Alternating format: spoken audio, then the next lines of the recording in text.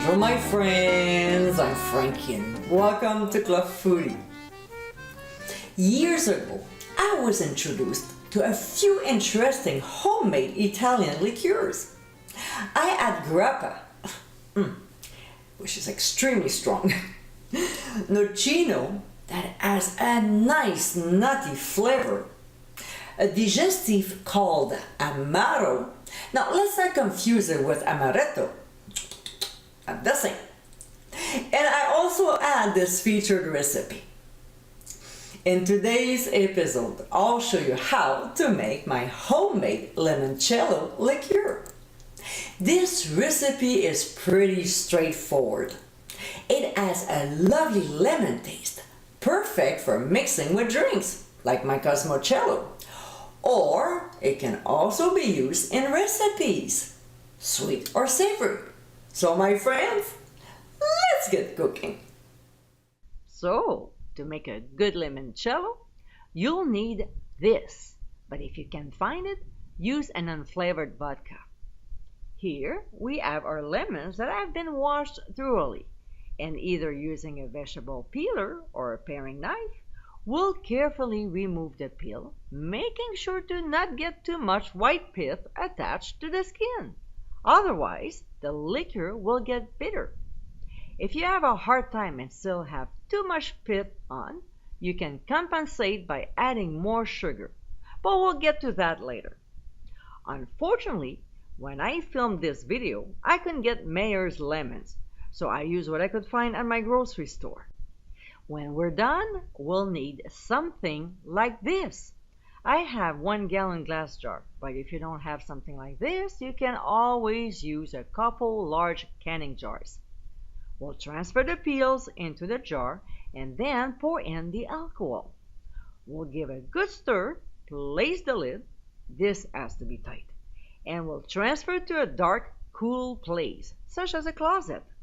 We'll leave it there undisturbed, no need to shake it, for 5 weeks. Now, here we are left with 8 to 9 skinless lemons, and we know they won't last that long. So to salvage them, we'll simply juice the fruits. Next, we'll use an ice cube tray. If you don't have one, go to the dollar store. They're cheap. And we'll pour the juice in the cavities, which the volume is a tablespoon each. We'll transfer to the freezer, and when they get solid, transfer them to a resealable plastic freezer bag, and back to the freezer. When there's a recipe that calls for 1 tablespoon of freshly squeezed lemon juice, they'll be there in the freezer waiting for you. 5 weeks later, back to the recipe. So, that's what it looks like. Nothing weird grew inside during that time. The only thing that happened is the alcohol is now flavored and also colored.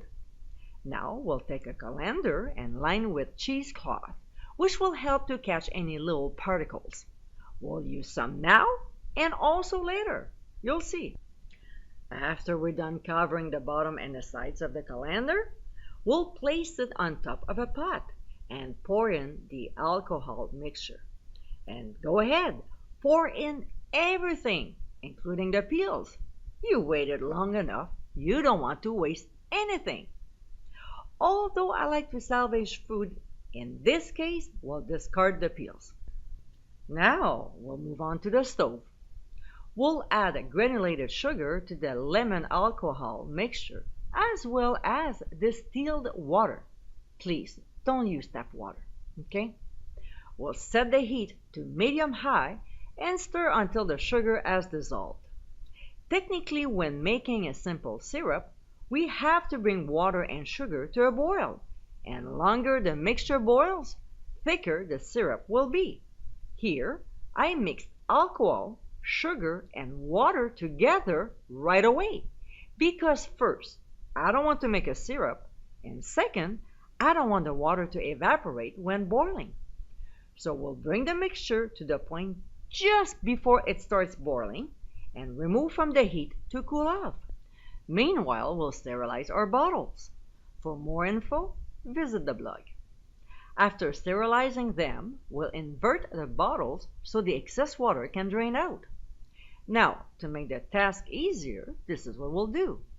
We'll take a big pitcher and put a bottle in it. We'll place a funnel, which we'll line with a cheesecloth to catch any sediment. Then we'll simply ladle in the limoncello. We'll wipe the bottles, close the lids, and let them sit for 7 to 10 days before serving. I know there's more waiting, but it's so worth it. And my friends, this is our homemade limoncello liqueur. This flavorful classic Italian liqueur is so easy to make. It's not only a great digestif to be enjoyed on its own, because it can be mixed in cocktails or used in recipes. Like I always say, please drink responsibly and don't drink and drive. I hope you give it a try soon, and be sure to visit clubfoodie.com for ingredient amounts and more info. Until next time, my friends, bon appétit!